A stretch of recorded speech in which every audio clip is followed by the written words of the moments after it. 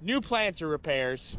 So last night I was out planting till about midnight, got out about every hour just to double check my depth and inspect some things in the planter when I noticed this. On each row we have our meter, our row cleaner, our seed opener or disc, our gauge wheel, and our closing wheel, in addition to our new Keaton seed firmers we put on here last year.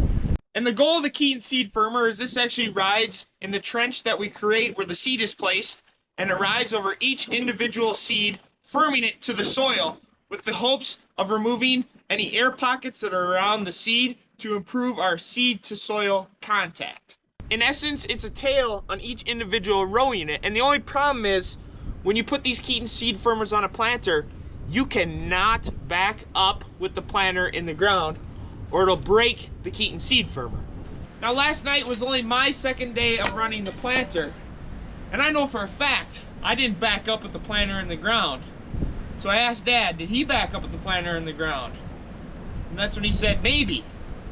Well, that maybe means we got about 24 broken seed firmers that we got to take off the planter and put on new ones before we can start today's planting progress.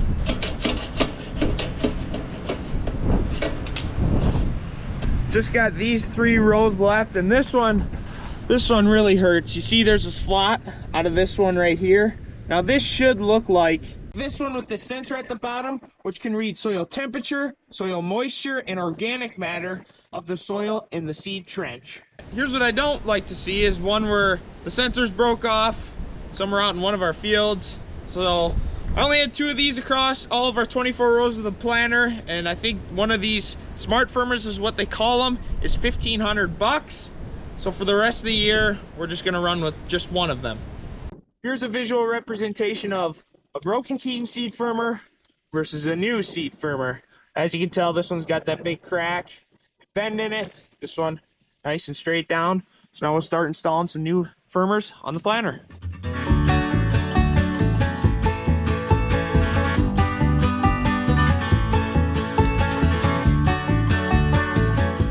I got all the Keatons replaced on the planter. Dad's readjusting the gauge wheels.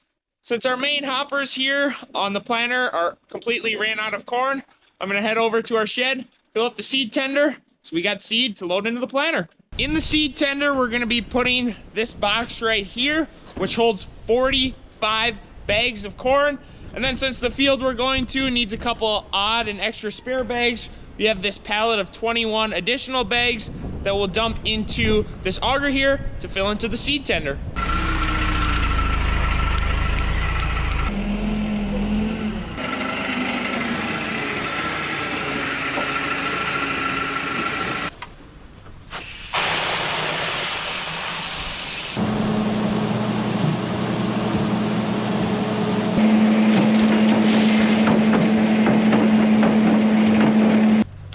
Start dumping the bags. This bag right here, this corn was left over from last year, so I'm slowly going to sprinkle that in along with some of these other bags. Since I kept it in a nice warm place over winter, the germ on it should still be good, but just to be safe so it doesn't all end up in the same spot of the field, I'm going to sprinkle it out across these other 20 bags.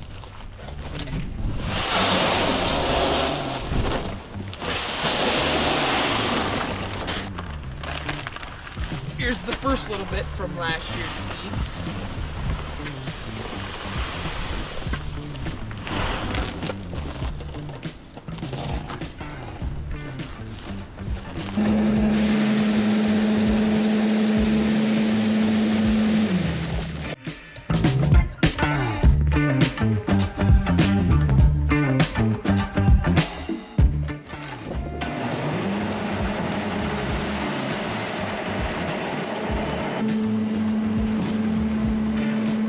I finished loading the seed tender just in time, so I'm gonna pull this up where he's positioned now to start loading the planter.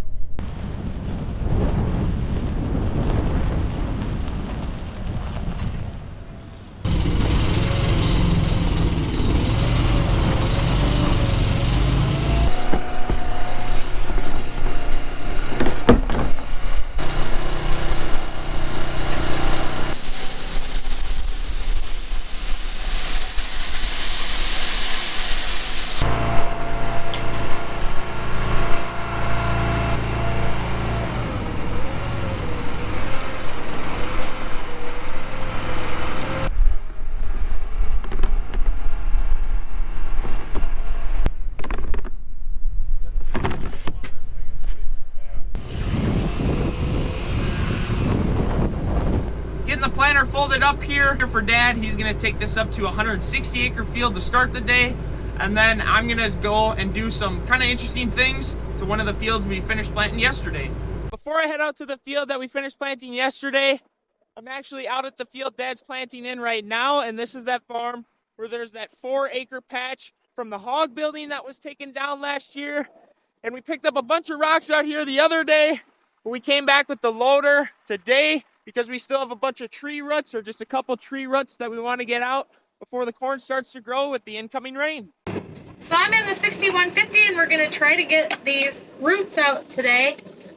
It's not my favorite tractor to drive, it's hard to see.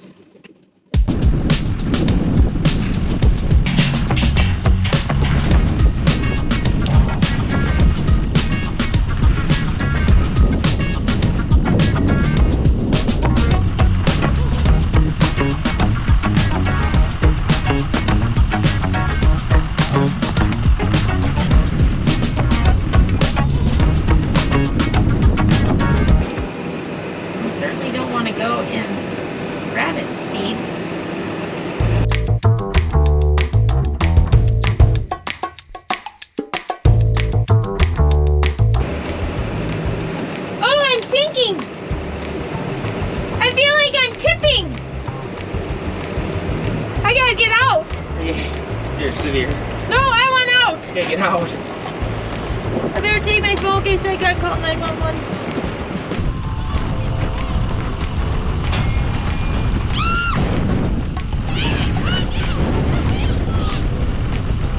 I'm gonna have to raise the white flag on trying to get this tree out of the ditch. The more and more I raise with the tractor and loader, this side, the 2 wheels came off just because this tree must have more fibrous of a root system than what I was anticipating. So I'll come back with the chainsaw someday, cut that down, because it's really not good to have trees in the ditch just because it's a snow catch in the winter, and also just something that's in the right of way for traffic going up and down the road. So I'm going to take the 6150 back to the yard with my tail between my legs since that tree got the best of me, and then we'll get started on working on that field that we planted yesterday.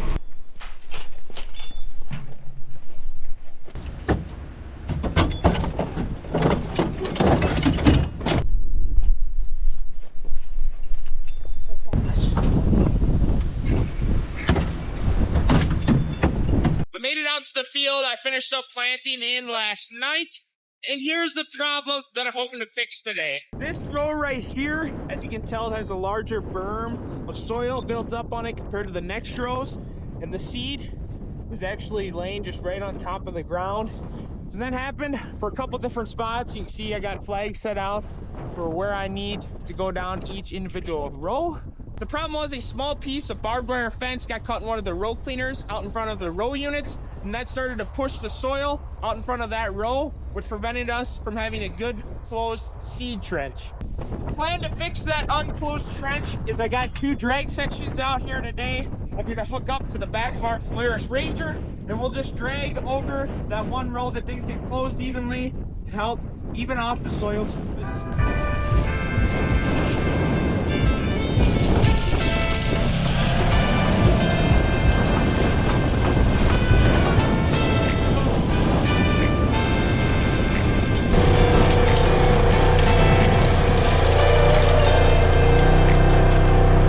I picked up the barbed wire fence was only around a couple of portions of the field, so I've just been hopping in and out of the Ranger, locating where we need to go down with the side-by-side.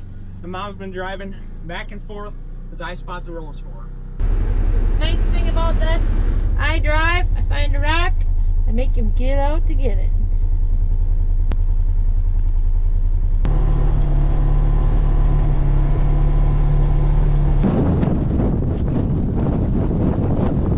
We're done dragging this field now. It's about 3 o'clock in the afternoon.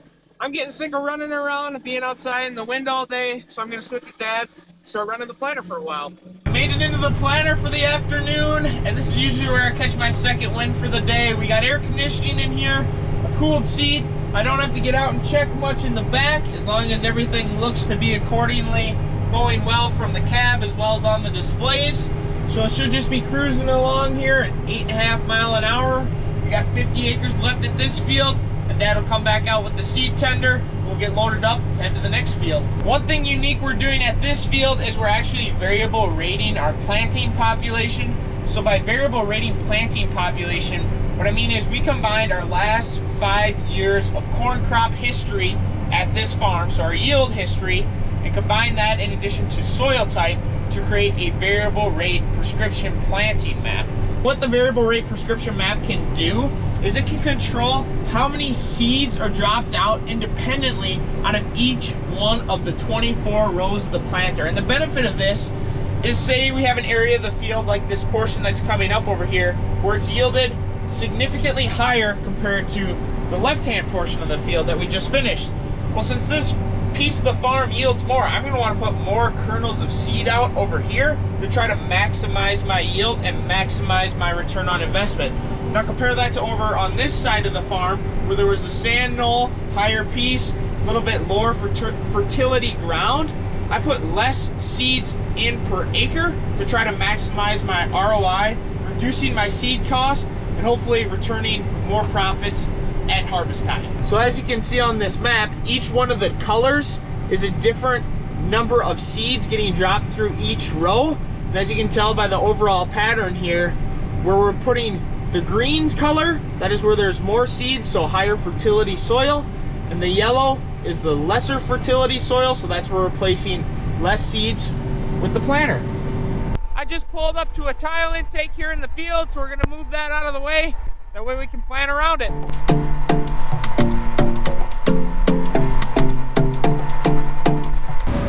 There's that tile intake right there. So I'm gonna shut off the right side of the planter. Should map that out. That way when I come back with the combine, I know where the intake is.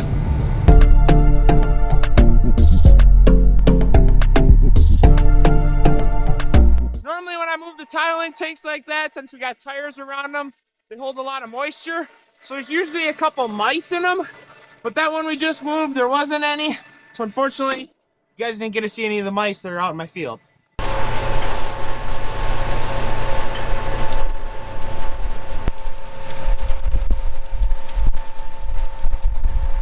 I'm now planting the last half round of this field for the day. Well, I was gonna show you the automatic row shutoffs that we have on the planter, but I think we might have ran out of seed. Yep, she's definitely empty over here. This side's still got a fair amount left, so I'm just gonna hand scoop some out of this side over to here.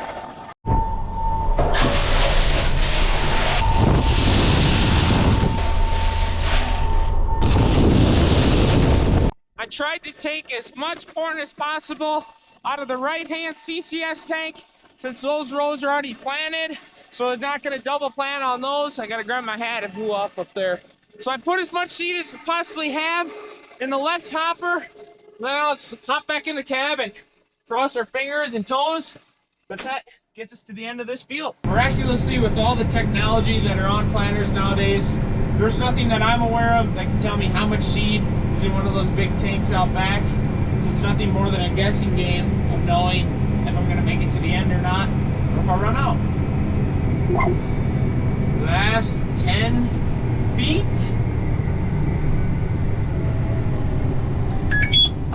Perfect. Had enough. The planter is loaded, the planter is folded. It's currently 4:45 p.m. The rain is supposed to start at 7 p.m., which means we only have 2 hours and 15 minutes to plant 80 acres, which is going to be a tough thing to do. So Dad's heading off up there right now. It's kind of a double-edged sword because we need the moisture, we want the rain. We also want to get all of our corn planted prior to the rain, since the 7-10 day forecast is calling for more and more rain. So we're going to see if we can hammer that one out yet tonight, and then just see where the rain falls, as we haven't worked any ground yet anticipating the rain. So that's gonna be it for today's video. Thanks so much everybody for watching, and we'll see ya in the next one.